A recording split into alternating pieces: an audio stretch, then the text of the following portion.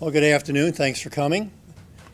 The purpose of my bringing you here today is to acknowledge the reality of the following fact, that when a major news outlet decides to tease a story for Sweeps Week that appears to show a Milwaukee police officer engaged in an act of misconduct, that implies that wrongdoing is afoot, that claims a months-in-the-making investigation, that claims there will be an explosive report, that in and of itself creates news. I can't pretend otherwise. I can wish it were otherwise. I could wish responsible journalism would be the only news I had to deal with. But given the fact that it's Sweeps Weeks, I know that normal rules do not apply. So we're calling this in order to give you all an opportunity to ask questions about any concerns you may have with what you apparently saw. Now, we've played both tapes, and we certainly are going to hold ourselves responsible for the activities of our officers. But what I sincerely believe here is we are engaged in a situation in which one of our news outlets is willfully misrepresenting the facts known to them. They're maligning the reputation and integrity of one of our officers in front of the greater metropolitan area with absolutely no proof of wrongdoing, as there is no proof of wrongdoing, and they're specifically undermining the reputation of this institution. People deserve to know the truth, and I have no confidence that that truth will be known watching this TV story's coverage of its own sweep story. So what do we know? Well, we know that this story has been months in the making, only in a manner of speaking. A bank security guard witnessed the events on the night of February 16th. He turned a copy of the tape over to the FBI and to Channel 4. The FBI produced a copy of the video and gave it to the Milwaukee Police Department on February 27th, and our investigation started the same day. Channel 4, on the other hand, supposedly concerned we had a corrupt cop, sat on the video until March 26th. 38 days they waited before filing an open records request related to the incident. Now, a community's trust in its police department is a crucial component of effective community-based policing. To have one local news media outlet repeatedly misrepresent stories, ignore facts, and refuse to report the full context of a story is simply irresponsible and incredible to me. Now, we've worked hard to evolve from a rules-based organization to an ethics-based organization. And the only question before us, based on the internal affairs investigation you all have in front of you, is what do we think of the judgment that was exercised that night? Did the officer behave legally? Did the officer behave responsibly? Did the officer behave honorably? Was the officer's decision ethically based on the facts known to him and the concerns of the victim? Now, we investigated this case, and we came to the conclusion that the officer had done nothing wrong. He had investigated a case in which an active duty Marine had broken the window of a cab. The officer intervened. The victim wanted restitution. The Marine apologized and agreed that he would pay restitution. The officer drove him to the ATM, where he withdrew the money that the cab driver had asked for. The officer counted it on camera in front of the Marine and the camera.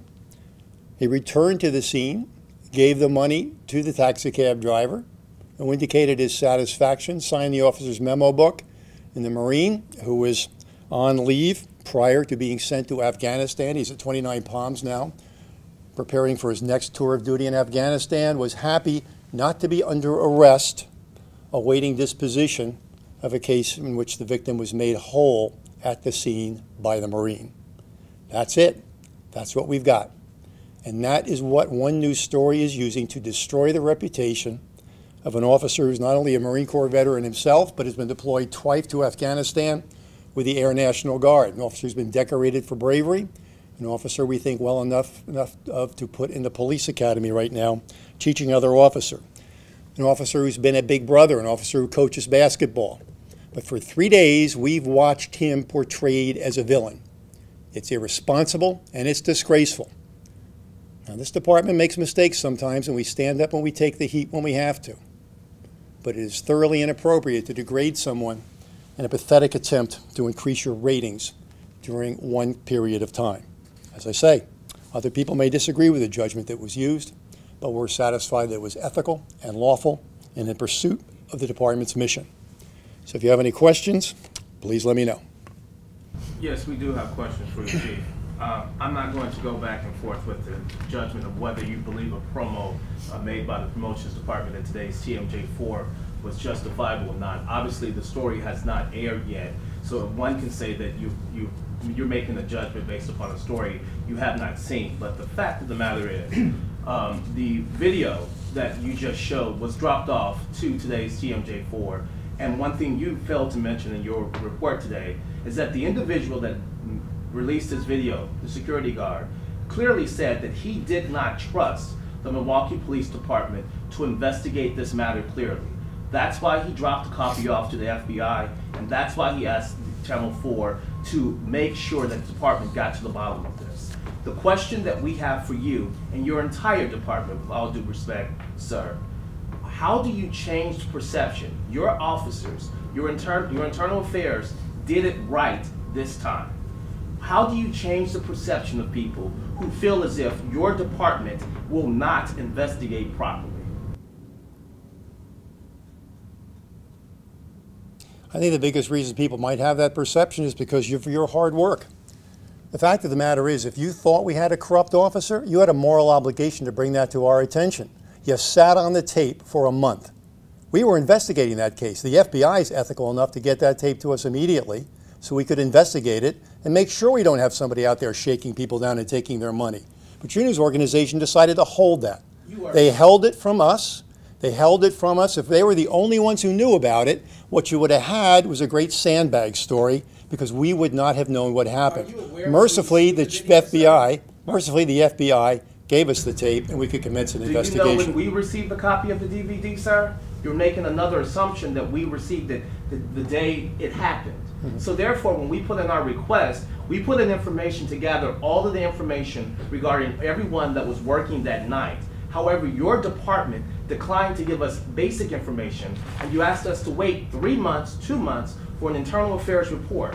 No one is denying that your internal affairs department got to the bottom of it, but let's not forget, if you blame our reporting, your department has been under fire for inappropriate actions by officers at District 5. You just had an officer cop a plea deal. That is the perception that people have by some of your officers in this community. So again, the question that comes to mind, how do you change and regain the trust of those within this community when they come to us saying they do not trust your department, your internal affairs, to investigate its own officers?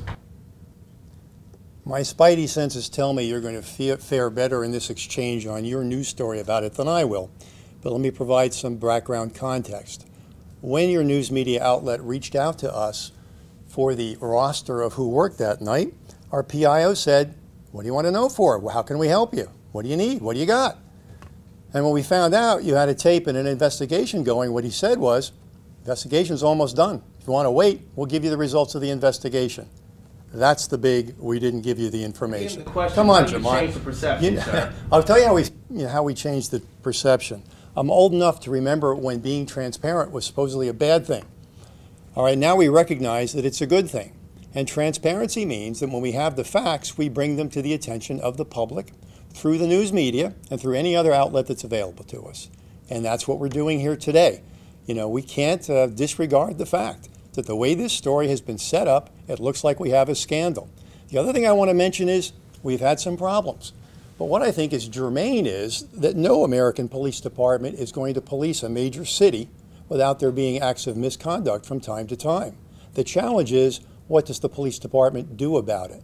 And the fact is that the big scandal you want to allude to was a case that was broken by this police department. We investigated it, we suspended the officers, we sent them to the district attorney for charging, we've helped investigate and prosecute the case.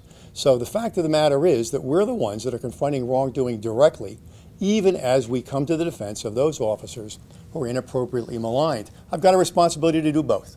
I've got to hold officers accountable for misconduct. But when they're not wrong, I've got to have the guts enough to stand up behind them and say, I know the difference between misconduct and when somebody's trying to fulfill the department's mission. And when somebody's doing the right thing and being set up as though they're the bad guy, I've got an obligation to say something. Much due respect. You have your opinion. Any other questions? Yes, you make it sound as if there appears to be a false light claim here. Has your officer hired a lawyer? What's the... I can't speak for him. It's come to my attention that he is in contact with one, but I do not know what he's going to do. And is he available to talk? At this point, he's not. Obviously, this cuts very close to the bone for him. And, you know, we've reached out to him and indicated that we're going to set the record straight on his behalf. But at this point in time, he's not interested in talking to the media. Anything else? No? Okay. Well, thanks a lot for coming, folks. Appreciate it.